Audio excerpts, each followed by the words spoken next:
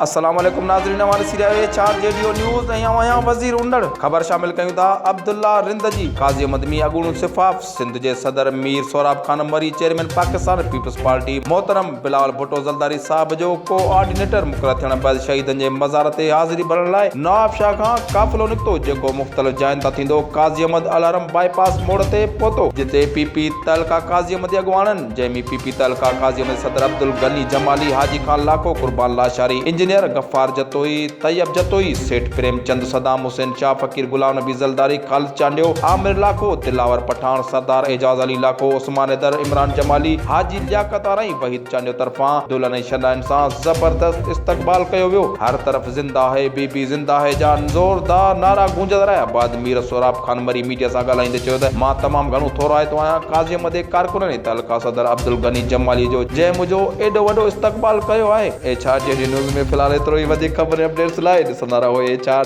News.